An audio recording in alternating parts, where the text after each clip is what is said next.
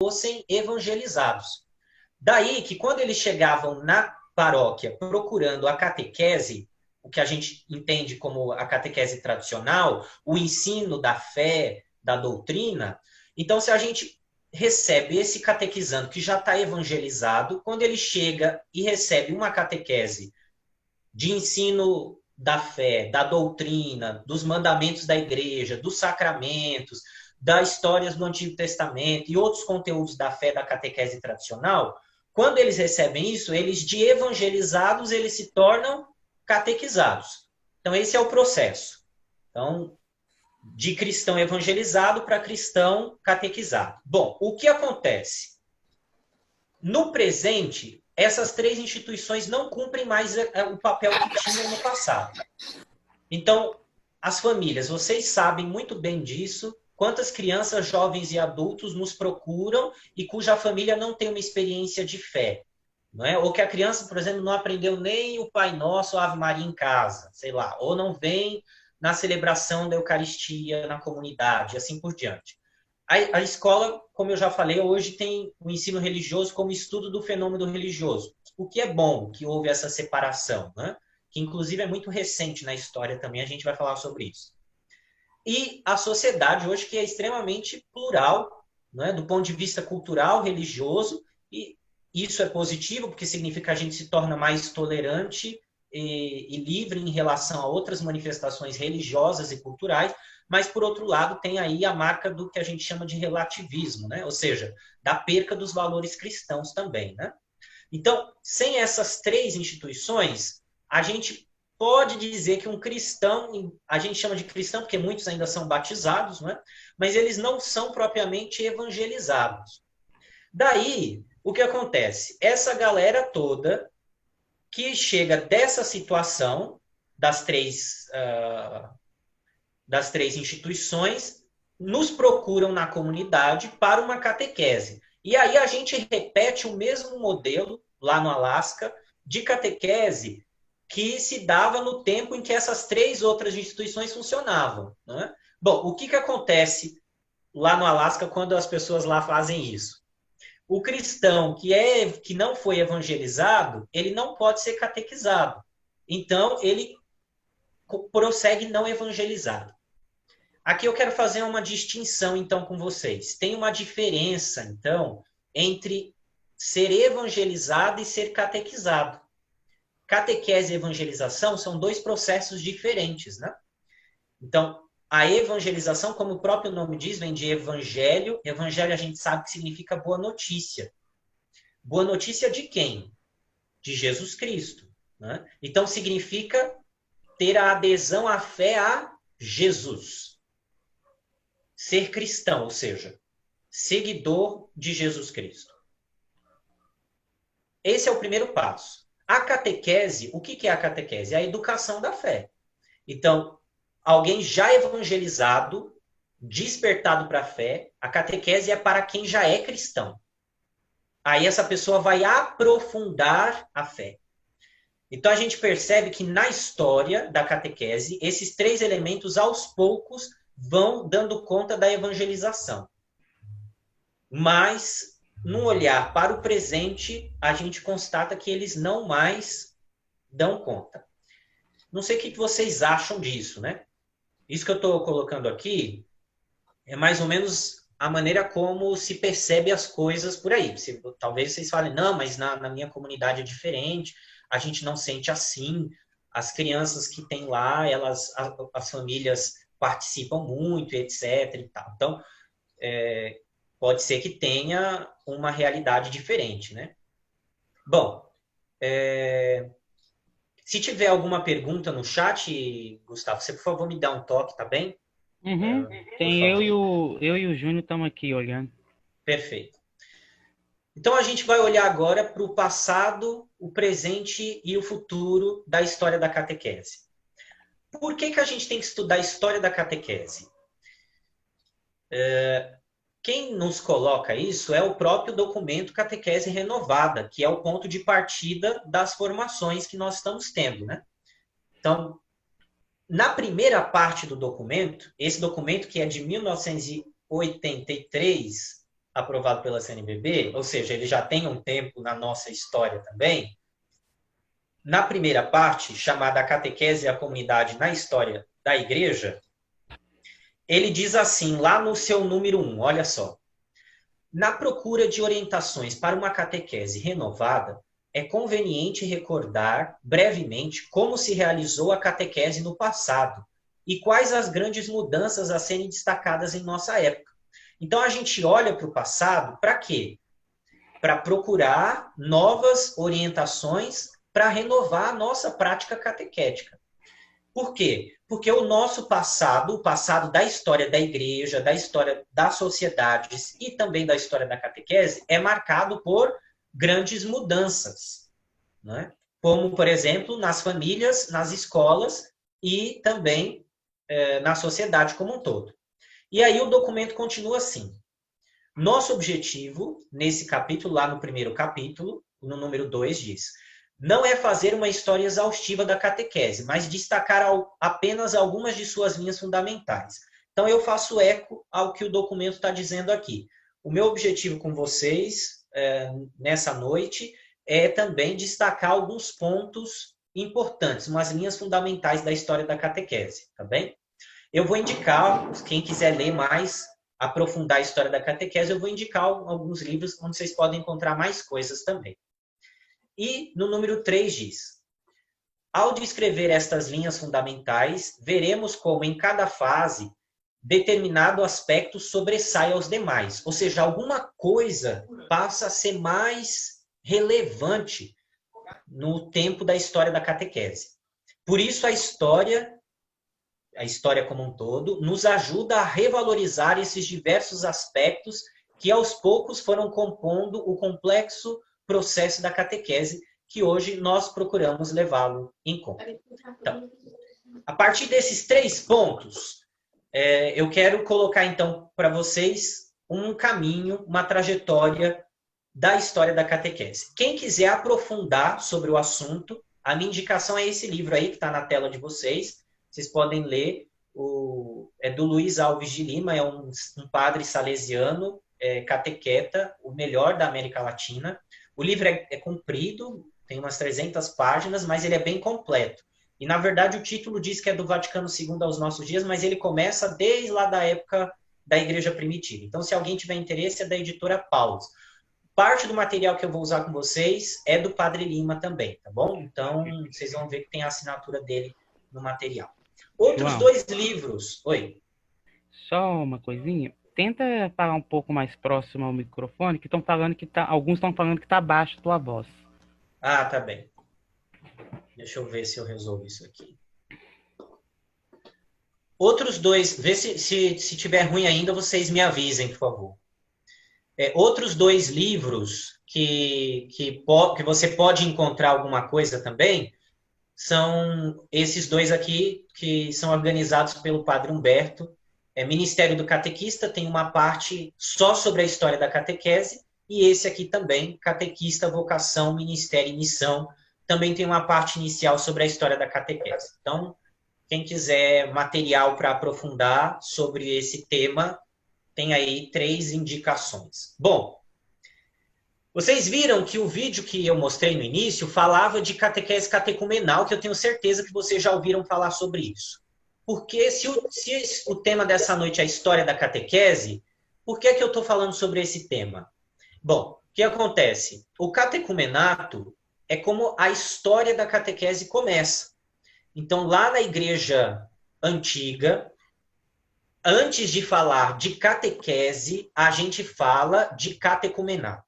Nós vamos voltar, então, lá para a época dos apóstolos, a época da igreja primitiva, ou seja, daqueles que conheceram Jesus e dos discípulos daqueles que conviveram com Jesus. Então, vamos voltar para uma época onde a sociedade não é cristã, né? Então, a gente estava falando aí do mundo onde as pessoas são, lá na terra de Jesus, de seitas ou de grupos judeus, não é?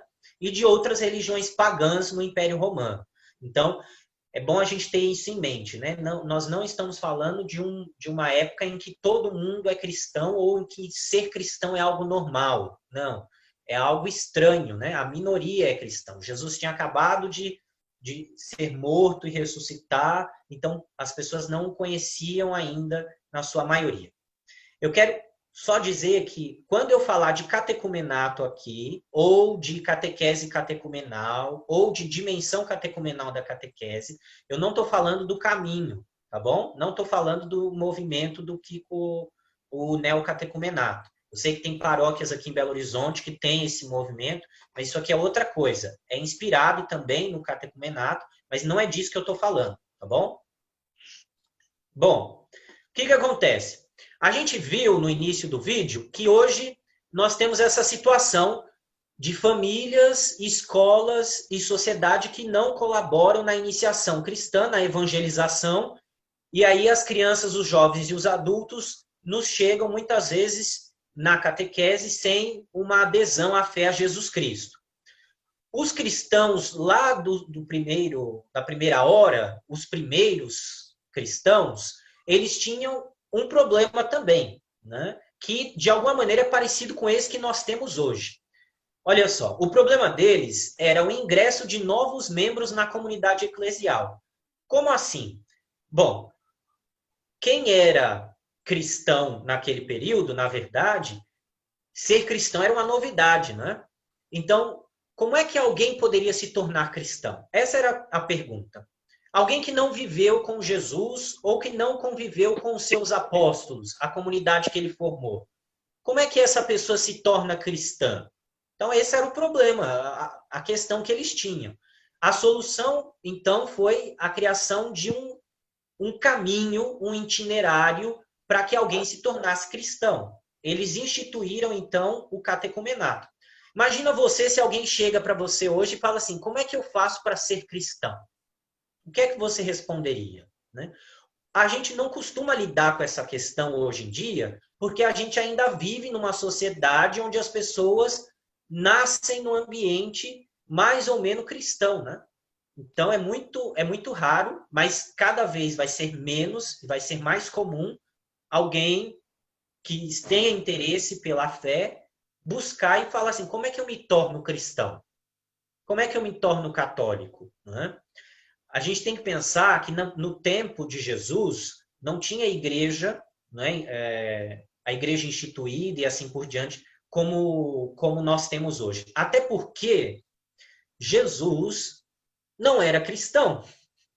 Os seus discípulos não eram cristãos. Nossa Senhora não era cristã. Eles eram o quê? Judeus. Judeus da Terra Santa, né? Judeus da Palestina.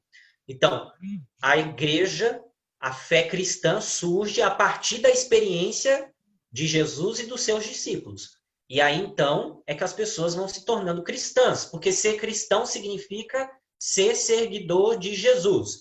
Então, a mãe de Jesus e os seus discípulos, aos poucos, vão se tornando seguidores de Jesus. E aí depois se cria um nome para chamar esses que seguem Jesus, que seguem esse caminho, cristãos. Né?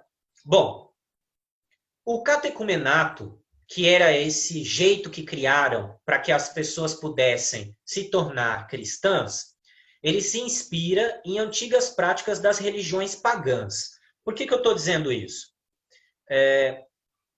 Além dos judeus, existiam outras pessoas de outras religiões, religiões romanas, religiões persas, enfim, que conviviam naquele período com os cristãos. E o catecumenato, o jeito como ele se foi organizado, ele então tinha, por assim dizer, inspiração também no jeito como as pessoas das outras religiões iniciavam as suas pessoas naquela religião. Como é que alguém se tornava da religião de Afrodite, por exemplo, que era muito comum naquele período?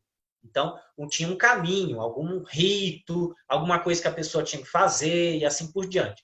Então, o catecumenato também olhava para isso, né? Então, o catecumenato é um processo de iniciação. O que é iniciação? Iniciação é um ir para dentro, um encaminhamento, um conduzir, um introduzir. Não é? Então, Por isso que a gente diz, e Tertuliano dizia isso nos primeiros séculos, que ninguém nasce cristão. Todo mundo se torna cristão. A gente é iniciado à fé cristã, né? O catecumenato, ele não era uma prática única, comum em todas as comunidades cristãs, porque tinha comunidades cristãs espalhadas por vários lugares. Ó, essa região aqui é a região lá da Terra Santa, enfim, a região onde Jesus viveu e os seus discípulos, inclusive São Paulo, primeiro teve contato, fez suas viagens e assim por diante. O que acontece? Essa região toda, cada vez que os apóstolos iam para um lugar novo, lá na Ásia, e depois para a Europa também, o que acontece? Eles fundavam uma igreja, uma comunidade cristã. Naquela época, o contato entre as comunidades era feito por cartas, não é? Essas viagens demoravam, e mesmo as cartas demoravam. Algumas dessas cartas estão na Bíblia. A gente conhece as cartas, muitas das cartas de São Paulo, depois viraram textos canônicos, entraram na Bíblia, não é? E são todos textos catequéticos, não é? Inclusive os evangelhos. Os evangelhos são textos catequéticos também. Se você pensar, por exemplo, o evangelho de Marcos, não foi um homem só chamado Marcos que escreveu, mas a comunidade inteira de Marcos, fundada por Marcos, que escreve esse evangelho. Daí o que acontece?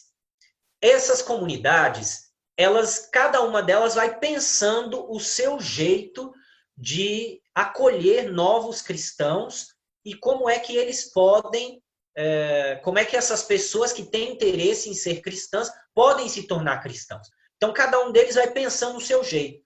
Então, o catecumenato, que é esse jeito como se torna cristão, no início da igreja, ele não é um jeito único. Ou seja, cada comunidade vai pensando de um jeito. Mais para frente é que essa coisa vai ficando organizada.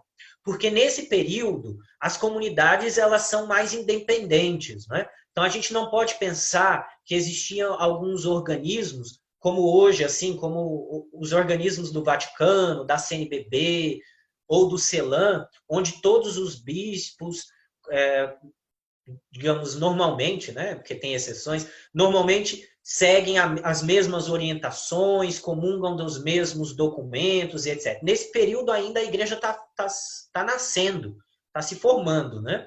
Mesmo essa figura de alguém que seja a liderança, que depois vai ganhar o nome de Papa, ainda também está nascendo, né? Então tem a figura depois do bispo de Roma, que depois vão chamar de Papa e assim por diante, mas ao mesmo tempo as comunidades, pela distância, pela dificuldade de contato e pela pluralidade da cultura, têm maneiras diferentes de iniciar as pessoas à fé.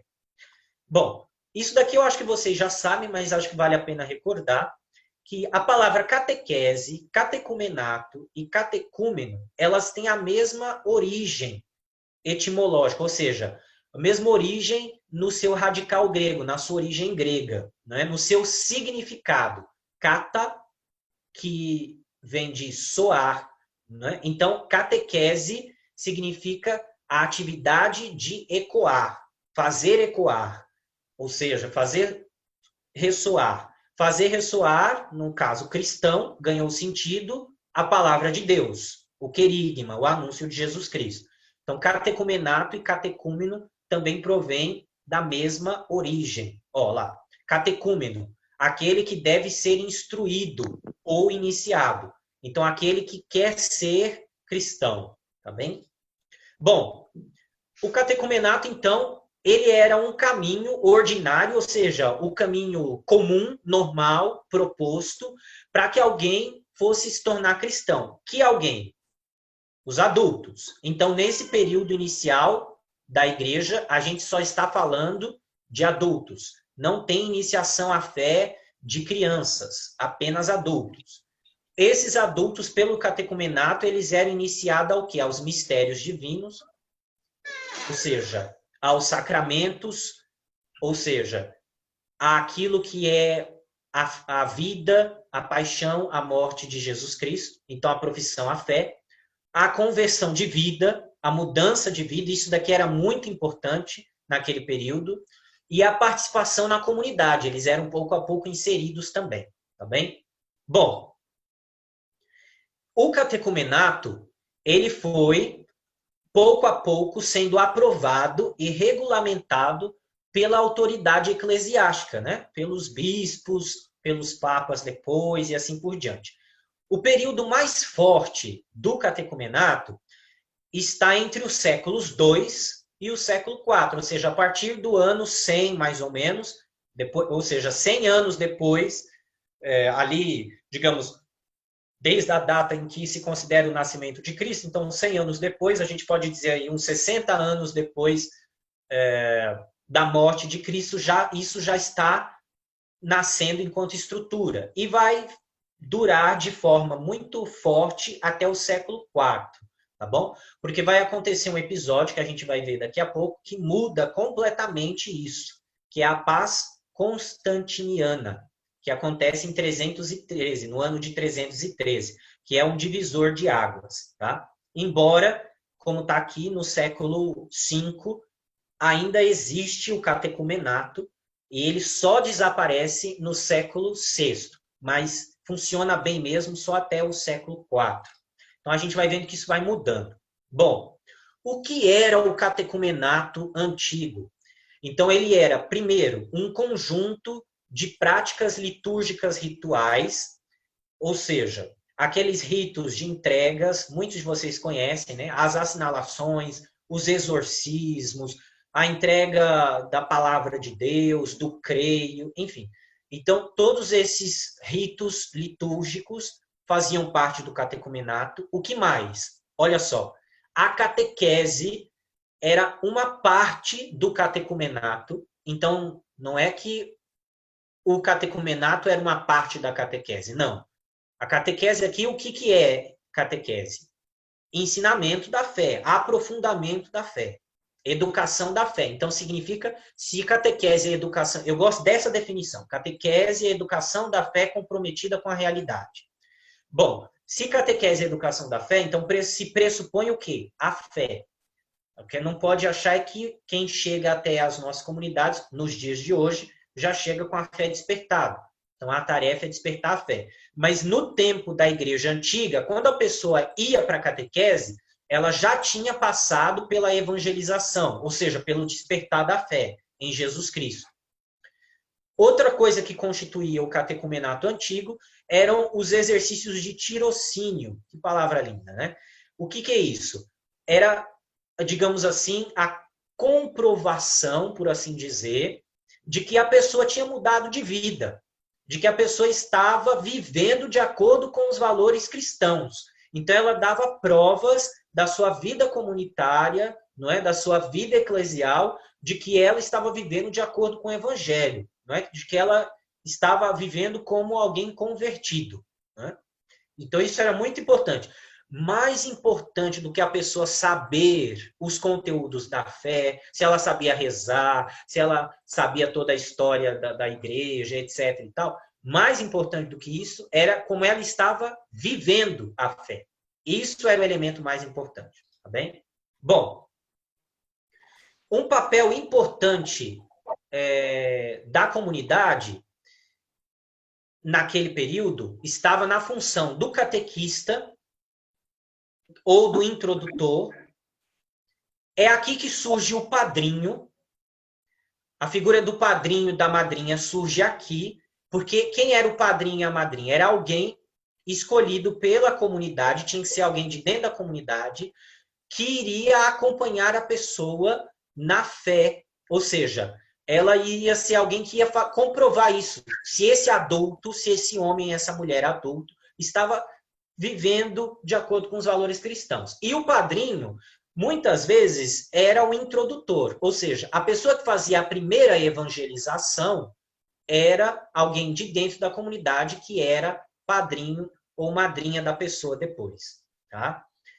Os exercícios de escrutínios que tem a ver com isso, o escrutínio aqui significa discernimento, um exercício de discernimento em que o bispo e as lideranças da comunidade iam rezar para decidir, para verificar se aquela pessoa deveria ou não ser admitida aos sacramentos para dentro da comunidade, se ela deveria fazer parte da comunidade. Então, tinha essa preocupação também. Então, escrutínio é isso, era esse momento de oração, discernimento, escuta e reunião da liderança da comunidade para escolher quem de fato estava preparado naquele momento para celebrar os sacramentos. Então, tinha uma forte participação dos ministros da comunidade, incluindo aqui os bispos, os diáconos, né? E diaconisas também no início da igreja. Então, tudo isso é muito forte nesse momento. Todo o processo culmina na celebração dos mistérios cristãos fundamentais, batismo, confirmação e eucaristia, que eram uma única celebração. Não se tinha batismo primeiro, confirmação depois, eucaristia depois. Não. A pessoa é iniciada na fé, lembrando que a gente está falando só de adultos nesse momento, então ela é batizada, naquele mesmo momento ela já é iniciada também a Eucaristia e confirmada na fé. Então, não tem separação dos sacramentos. A separação só vai acontecer mais para frente, não é? Então, hoje se discute muito isso, né? Tem gente que acha que isso aqui é dogma de fé, tem que ser, né, assim, né? Batismo quando criança, Eucaristia quando batismo quando bebê, Eucaristia quando criança, confirmação quando jovem. Né? Não. Né? Nem sempre na história da igreja foi assim. Inclusive, hoje se discute muito e o novo diretório da catequese lançado esse ano tocou nesse assunto, na inversão da ordem Eucaristia-confirmação. Né? Então, nós poderíamos, e pode ser que aconteça, que a gente vá confirmar na fé as crianças e iniciar na Eucaristia os jovens. Então, esse debate está aberto, porque isso aqui já foi diferente ao longo da história. Aqui no início era só para os adultos e era tudo de uma vez.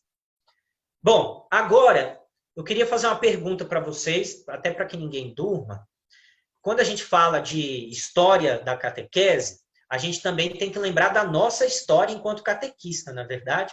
Então, aqui tem uma pergunta. Eu vou jogar o link da pergunta aqui no chat e eu gostaria que quem pudesse entrar lá e responder, que aí eu projeto aqui, tá bom? Espera aí que eu vou parar aqui a transmissão da tela para partilhar o link. Eu vou mandar esse daqui, quer ver? Eu vou mandar o link e aí vocês respondem lá, porque aí a gente sente um pouco também Tá aqui. Quanto tempo, qual é o tempo de experiência de catequistas que vocês têm? Acho que isso é importante também. Aí, a pouco eu vou conhecendo o grupo, né? Aí, porque assim eu vou afinando o discurso de acordo com a realidade de vocês, né? E até o fim da noite de hoje, que é daqui a pouco, eu vou ter mais informações sobre vocês e aí fica mais fácil colaborar. Então, vejam aí, respondam rapidinho, por favor. Eu vou projetar, então, a resposta. Vocês conseguiram acessar o link?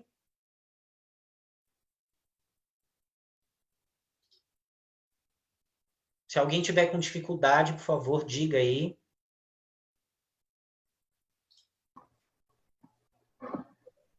Eu não estou conseguindo ver o link. Tá. Eu vou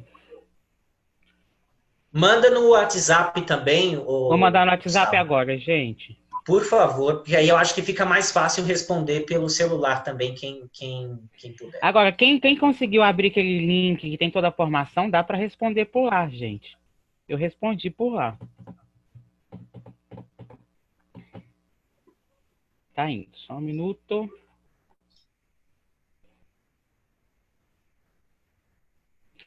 Enquanto está esse silêncio na sala, só quero destacar a presença da Neuza, nossa coordenadora arquidiocesana, que está conosco, da catequese, e a Edmeia, da Forania Nossa Senhora da Pompeia, que está conosco também.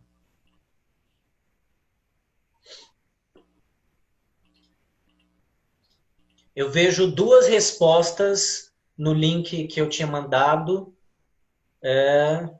E nesse que eu mandei agora, por enquanto ninguém respondeu. Vocês conseguiram acessá-lo?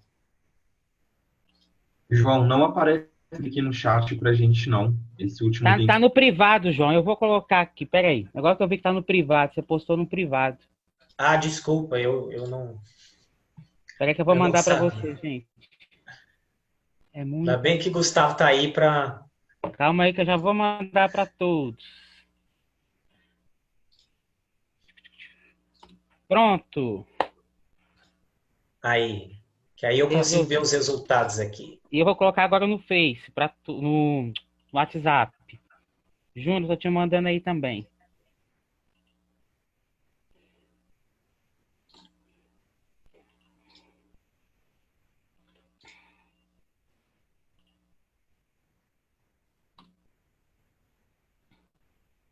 Pronto.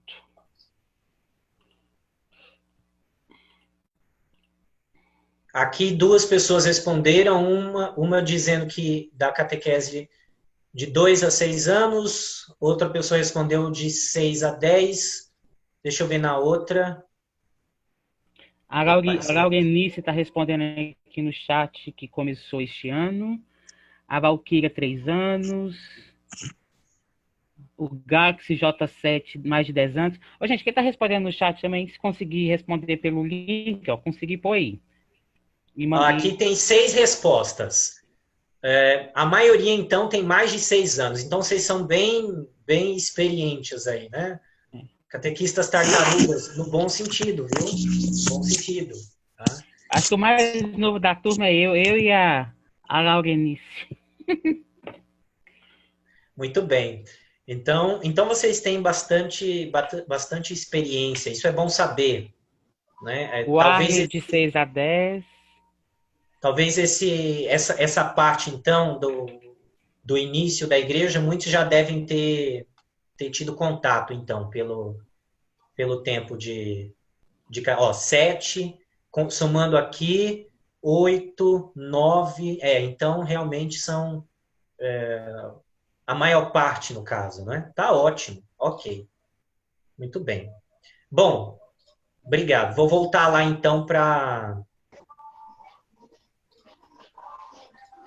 a parte da apresentação aqui. Eu perguntei isso, na verdade, porque a gente sempre sabe que tem aquela situação, né? Tem aquele que está começando, né, que está nascendo aí na catequese, e isso é bom porque sempre oxigena um pouco o grupo, né? Então, acho importante a gente sempre ter esse espírito de acolhida com quem está começando, de ajuda também, e de entender que é catequista tanto quanto a gente, não é? Independente da experiência.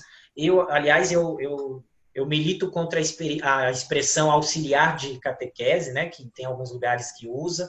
Eu não gosto dessa expressão, e então não sei se vocês usam ou não, mas enfim. Tem aquele que já é mais experiente também, né? O catequista tartaruga, no sentido de que a tartaruga a gente sempre pensa num animal que tem a sua bagagem sempre consigo, né? Então traz aí. Mas o ideal é que a gente seja assim, né? Então, pensar também que quando a gente tem um grupo com a maior parte de boa experiência, é bom sempre que a gente renove o nosso olhar, as nossas práticas, para a gente não correr o risco de ficar enferrujado, não é verdade? É sempre importante olhar para a prática catequética que segue a gente. Muito bem. Então, vou passar essa parte aqui um pouco mais rápido, depois vocês... Deixa eu ver o tempo aqui, como é que tá. É 8 horas agora. Nós começamos, tem meia hora, não é? Não, tem 1 hora já, não é isso? É 1 hora, né? Tá, então tem meia hora, não é isso? Isso. Tá, ok. Então, eu quero passar com vocês aqui algo, então, ainda dessa parte. Vocês vão ver que eu vou focar muito na história da igreja e da história da catequese antiga, e depois, no encontro da semana que vem, no que diz respeito aos dias de hoje, do Vaticano II para cá. a Idade Média e a Idade Moderna, eu vou comentar alguma coisa, mas se alguém tiver interesse, pode procurar nas obras que eu indiquei. Mas o que nos ajuda, o que nos é mais importante nesse momento é olhar para a comunidade primitiva, do início da igreja e para os dias de hoje, que são os dois pontos mais relevantes para entender a história da catequese. Então, a comunidade cristã nasceu nesse ambiente religioso judeu, e é interessante que eles tinham que pensar naqueles que eram judeus e que iriam se tornar cristãos, e naqueles que eram chamados os prosélitos, né? A gente tem vários textos bíblicos, por vezes fala dos prosélitos, que são os pagãos, os não-judeus que queriam se tornar cristãos. Então, a comunidade primitiva tem esses dois grupos. Lembrando que o grupo de Jesus, o grupo dos discípulos de Jesus, todo ele provém do ambiente judaico. Significa o quê? Que se eles colocam em questão, se para alguém se tornar cristão, precisaria ser iniciado a partir das práticas judaicas.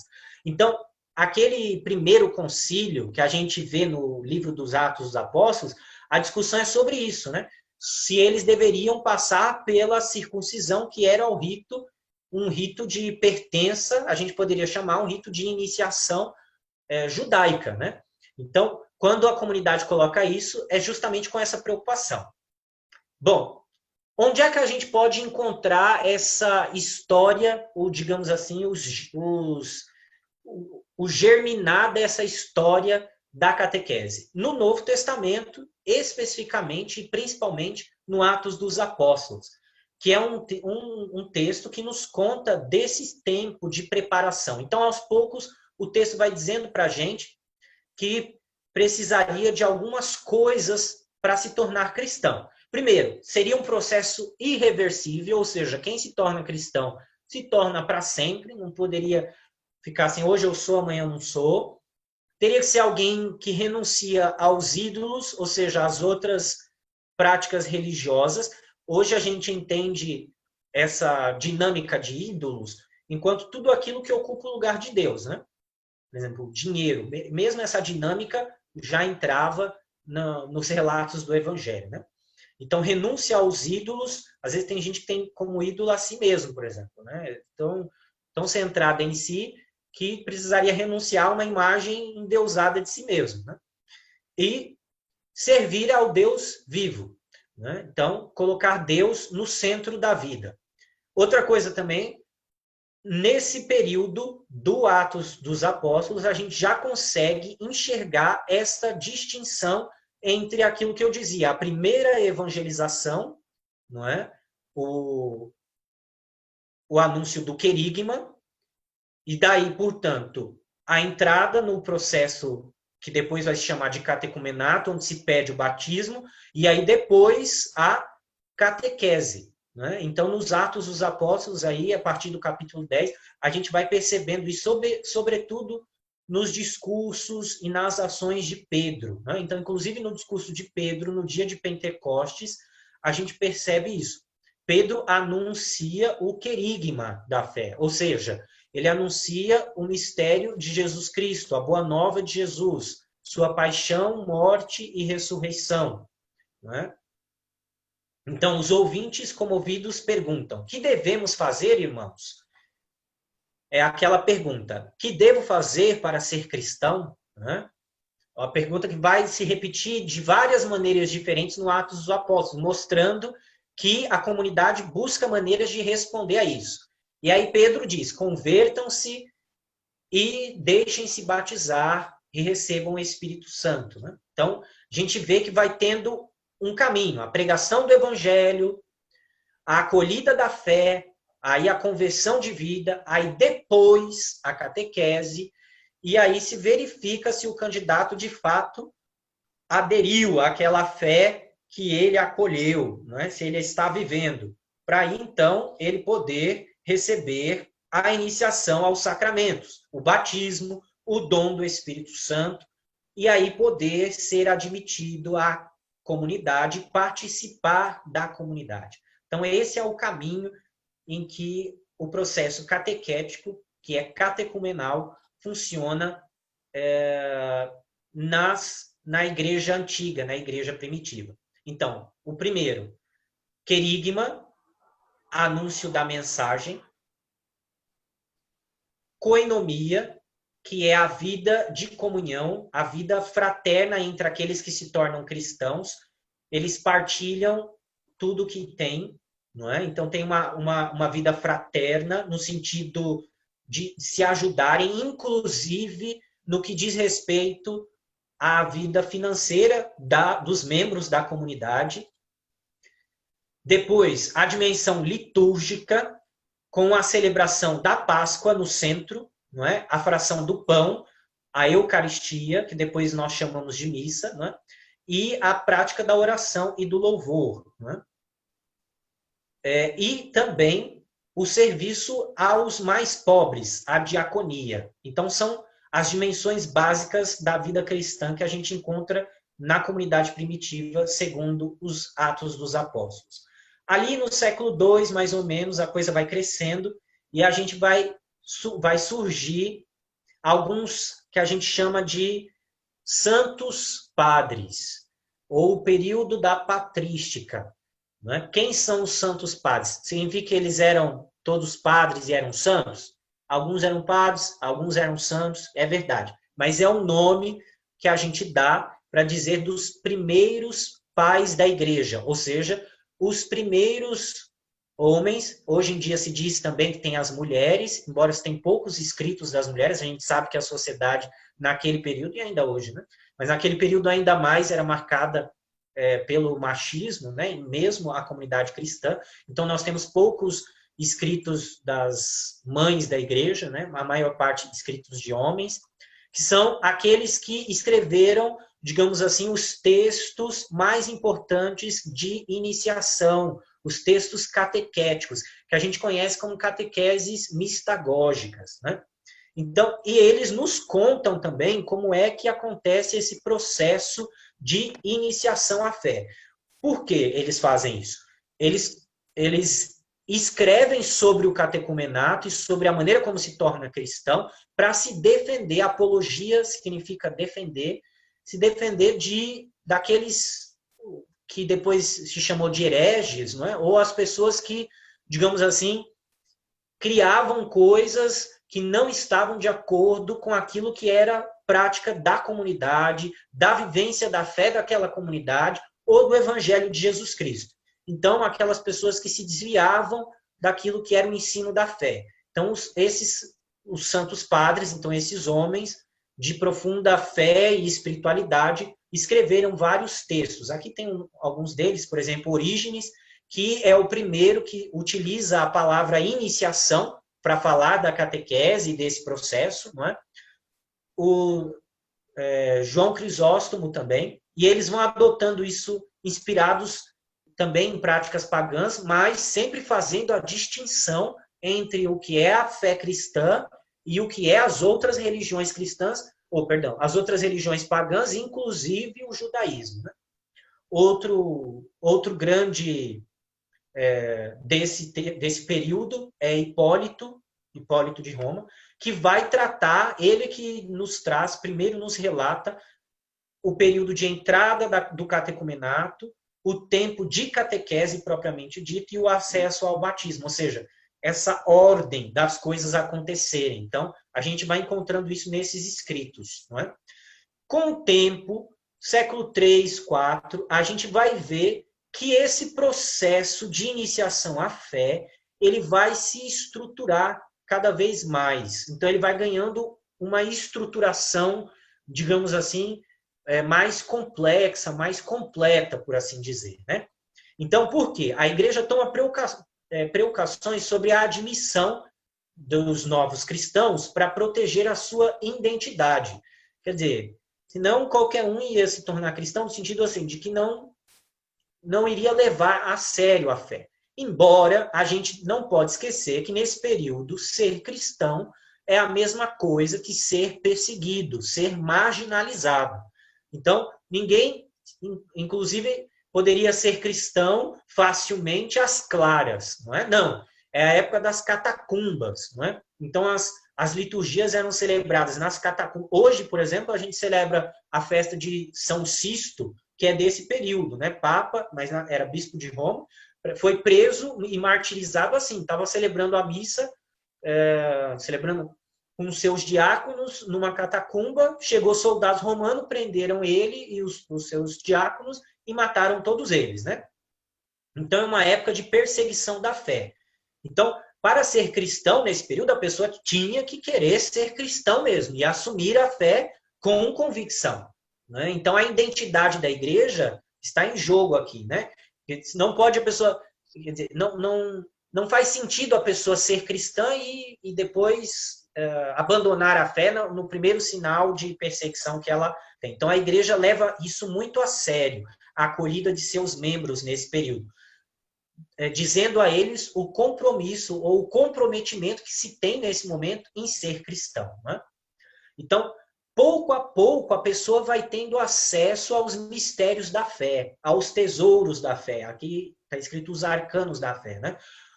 É interessante pensar que, por exemplo, na Eucaristia se celebra, então, o mistério pascal de Jesus. Muitas pessoas que não eram cristãs e que ouviam falar de Jesus, ouviam falar dos cristãos e da celebração que eles faziam, achavam que eles eram...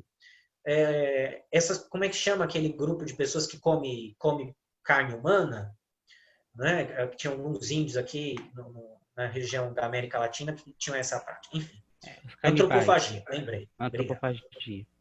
Então, eles achavam que muitos cristãos... Por quê? Porque eles falavam assim, que escutavam por alto dizer que tinha isso. Então, tinham boatos, fofocas, né? Por quê? Porque a missa era celebrada, a Eucaristia, no caso, era celebrada de uma forma, digamos, irregular ou clandestina, por assim dizer, né?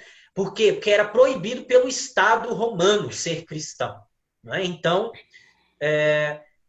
se criava todo tipo de boato sobre o que é que os cristãos estavam fazendo, não é? Bom, pouco a pouco as pessoas, então, iam sendo iniciadas ao mistério da fé. Então, quem se tornava cristão, quem ia se tornando cristão, o catecúmeno que ia se tornando cristão, ele, aos poucos, progressivamente, ia tendo acesso, conhecimento sobre como é que os cristãos viviam, o que é que eles faziam, como é que eles celebravam. Então, os catecúmenos não podiam participar, por exemplo, de toda a celebração. Tinha um momento em que eles tinham que deixar a assembleia. O que hoje corresponde à liturgia eucarística, eles eram dispensados antes desse momento. Só quando eles eram iniciados à fé, batizados, iniciados à Eucaristia, é que eles poderiam tomar parte de toda a celebração. Então, tinha esse processo, pouco a pouco a pessoa ia ganhando o seu espaço, o seu lugar, sendo incorporada dentro da comunidade de fé, não é? Isso também era verificado e ajudado pelo seu padrinho, a sua madrinha e o seu catequista, não é? Lembrando, é importante dizer também, acho que vai aparecer mais para frente, que os catequistas principais desse período são os bispos, não é? Então, a catequese propriamente, inclusive essa daqui, após o batismo, esse período chamado mistagógico, hoje, então, para dizer, né? Hoje, muitas vezes, quando se celebra o sacramento, acaba a catequese, né? Então, o dia do sacramento é o dia da formatura, né? Sobretudo com as crianças, e a criança vai embora, né? Então, nessa prática antiga em que a gente está falando dos adultos, especificamente, como é que funciona? A pessoa se recebeu o batismo, foi iniciada a fé, ela agora vai entrar num processo catequético chamado mistagogia, um processo mistagógico, que normalmente era feito pelo próprio bispo, que se ocupava de explicar, de iniciar, digamos assim, de exortar aquilo que a pessoa tinha celebrado nos sacramentos. Então, toda a simbologia litúrgica, ritual, sacramental, ela era passada para a pessoa era iniciada em tudo isso aqui, né? Nesse período mistagógico, para que aquilo que ela celebrou enquanto sacramento, ela pudesse aos poucos saborear. Então, entender que os mistérios da fé aqui são entendidos sobretudo como os sacramentos que se celebra aí. Então, a pessoa vai dando conta do que é que ela celebrou e do que é que ela recebeu. e a verificação da vida moral dela. Né? Então, vamos dizer assim, essa catequese mistagógica após o sacramento era, sobretudo, uma iniciação na liturgia da comunidade, porque só aí a pessoa poderia também participar da Eucaristia inteira. Não é? Bom, eu quero só avançar mais um pouco com vocês antes de pedir uma tarefa. Tudo isso acontece até o ano 300, mais ou menos. Quando a gente chega no ano 313, acontece uma coisa. O cristianismo, a fé cristã, que até então era proibida, perseguida pelo Império Romano, ela vai passar a ser tolerada. Então, o imperador Constantino, ele declara a paz aos cristãos. Então, a partir do ano 300, mais ou menos, no início dos anos 300, o que acontece? O cristianismo se torna uma religião permitida. Quando, gente, o negócio ficou permitido, o que aconteceu? Todo mundo, primeiro, quem já era cristão ficou aliviado. Graças a Deus, agora não vai ter soldado correndo atrás de mim. Não vão me jogar no Coliseu para os leões comer. Né? Mas, ao mesmo tempo, muita gente que tinha lá um pouco assim, né, de não sei se você é cristão, não sentiu a vontade para se tornar cristão, porque se tornou relativamente mais tranquilo ser cristão. Né? O que acontece é que ainda um imperador romano, o Teodósio, ainda nos anos 300, pouco depois, se não estou enganado, 390, me parece, alguns anos depois, ainda nesse centenário, ele faz mais. Ao invés de tornar o cristianismo somente uma religião permitida, ele diz mais que isso. Porque o imperador Constantino já tinha se tornado cristão no seu leito de morte, que ele não era bobo, ele sabia que o batismo libertava dos pecados, não é? Apagava os pecados, então ele quis ser batizado só quando estava para morrer. Né? Era a concepção dele. Não é? E os imperadores que o sucederam foram pouco a pouco tomando contato com a fé cristã e se tornando cristãos também, de modo que Teodósio declara o cristianismo, então, a religião oficial do império. Então, o que acontece? Nesse momento, todo mundo que está sobre a égide, sobre os territórios do império, deve se tornar cristão. Bom, gente, o que acontece, então, primeiro, não tem mais perseguição. Pelo contrário, vai ser perseguido agora quem não for cristão. Quem insistir em ser de religião persa, quem insistir em ser de religião romana, de outras religiões, é quem vai ser perseguido agora. Por quê? Porque o imperador quer que todo mundo seja cristão. O que acontece quando o cristianismo se torna a religião do império? O batismo se massifica. Todo mundo vai ser batizado. Não é? Todo mundo vai ser batizado. O que acontece? Aquele processo de catequese, o catecumenato, ele durava, até então, 3, 4 anos até alguém ser batizado. Quando um adulto procurava uma comunidade cristã e dizia, eu quero ser cristão, ele entrava num processo de 3, 4 a 5 anos até se tornar cristão, ou seja, até receber o batismo. Era um processo longo. Agora, todo mundo tem pressa em ser cristão. O imperador quer que todo mundo seja cristão. O que acontece? Reduz-se a estrutura da iniciação. A partir de agora, tudo isso precisa ser mais rápido, né? Ficou tão rápido, que nos dias de hoje é um cursinho de batismo de 2 horas, em muito lugar por aí. Então, no período que era 4, 5 anos, isso se vê numa necessidade de se acelerar, não é? Por quê? Porque o governo, no caso o império, tem interesse em que as pessoas sejam cristãs nesse momento. Por quê? Porque ele está vendo que o grupo de cristãos está crescendo, é um grupo influente, então ele quer trazer esse grupo para si, para ele não ter problema para governar com um grupo que poderia se opor a ele. Bom, o que acontece? O aumento anormal dos catecúmenos, como eu disse, desaparece, isso daqui é fundamental. desaparece as motivações para o catecumenato. Ninguém mais procura ser cristão porque se encanta com a fé em Jesus. Procura porque todo mundo está sendo cristão, então eu acho que eu também tenho que ser, né? Afinal de contas, eu não quero ser perseguido, né? Depois, então, a gente vê que aí se considera uma facilidade ser cristão. E se abre a primeira possibilidade na história do batismo de crianças. Até então, como eu disse, a prática era catequizar, iniciar, evangelizar os adultos. Então, aqui é quando se começa a pensar nas crianças. Por quê? Porque se diz, se essa criança nasce numa família que já é toda cristã, por quê? Porque o seu pai se tornou cristão, sua mãe se tornou cristã, seus avós, seus tios, seu cachorro não. Todo mundo se tornou cristão, então por que é que essa criança não pode ser cristã também num seio de uma família cristã? Então é aí que se passa a surgir o batismo cristão.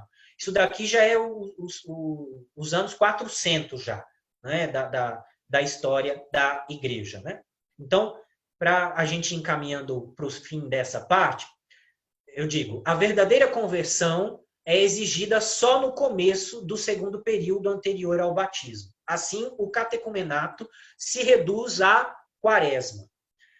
A estrutura do ano litúrgico que a igreja tem hoje, ela só existe por conta do catecumenato.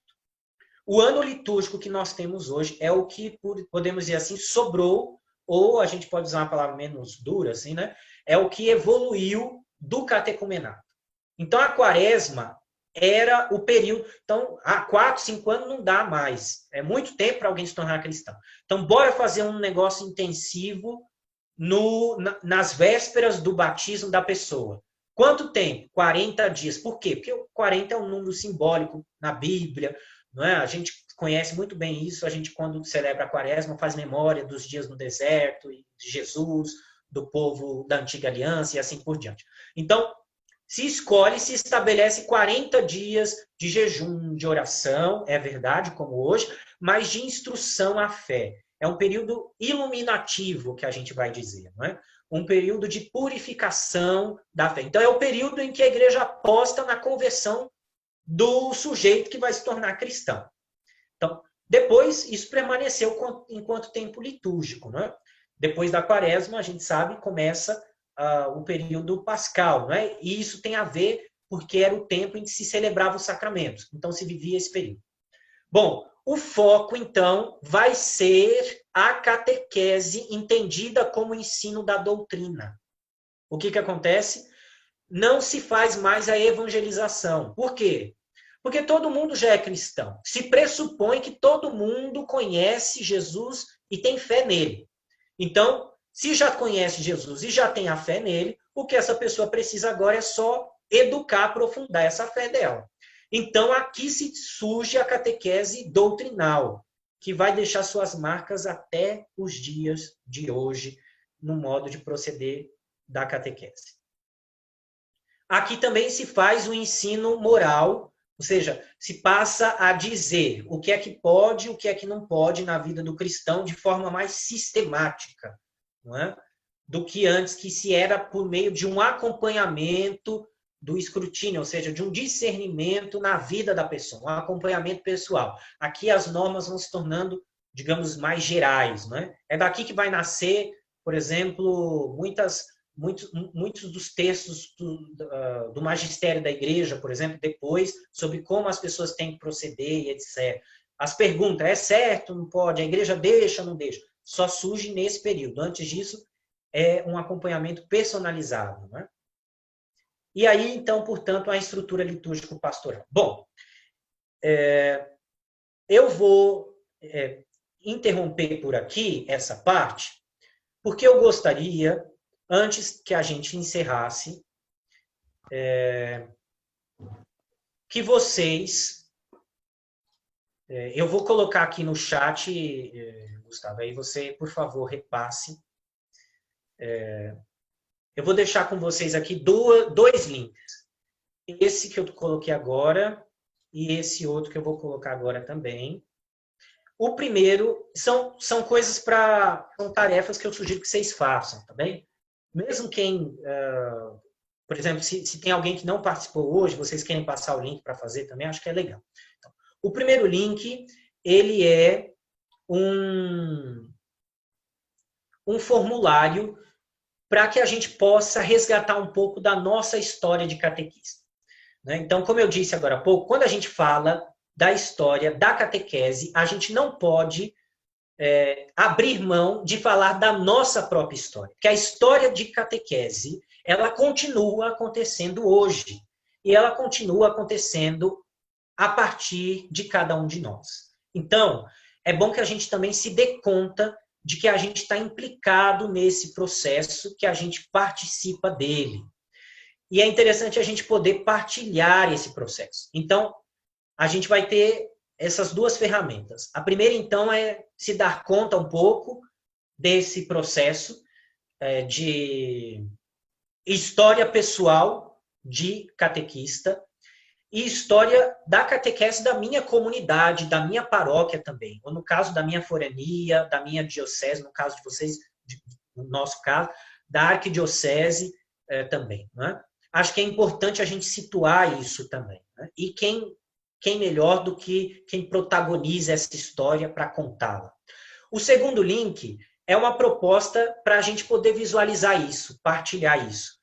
É uma proposta de um mural de fotos de episódios da nossa história de catequese. Então, eu partilhei uma lá, minha, com vocês também. Então, que a gente pudesse colocar lá para a gente se ver também, resgatar. Muitos de vocês se conhecem, talvez tenha gente que não, mas de alguma maneira a gente acaba resgatando episódios, momentos da nossa história de catequista, da história de catequista da nossa comunidade. Eu acho isso fundamental, né? A gente falar da história enquanto a teoria histórica da catequese, mas também falar da nossa vida de catequista e da nossa história pessoal e da história da nossa comunidade.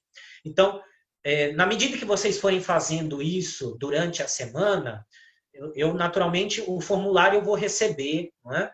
E vou, se vocês me permitirem, quem responder, pretendo, a partir dali, né, digamos, pensar também um pouco a minha fala para a semana que vem e, especialmente, poder partilhar algo daquilo que vocês colocarem lá no formulário, tá bem? As fotos, elas estão públicas o tempo todo, públicas para quem tem esse link, tá? Então, quem não tem o link não consegue ver esse mural, tá bom? Então, só quem tem esse link consegue ver. Então, quem quiser partilhar lá também, eu acho que é legal a gente poder ir se situando e partilhando a nossa experiência de catequista. No mural também, se alguém quiser, durante a semana, fazer alguma pergunta, alguma colocação, enfim, uma dúvida, uma sugestão, alguma coisa, também pode escrever lá, porque dá para pôr foto, mas dá para escrever também, tá? Que eu vou olhar o mural durante a semana toda. Então, se alguém tiver alguma coisa que pensou depois durante a semana, enfim, alguma dúvida sobre esse período da Igreja Antiga que nós falamos essa noite, então é só colocar lá e a gente conversa também na sexta-feira que vem, tá bom? Não sei se alguém tem alguma pergunta agora, alguma questão agora, porque eu estou vendo que o nosso horário está chegando ao fim, então se alguém tiver alguma questão, esse é o momento.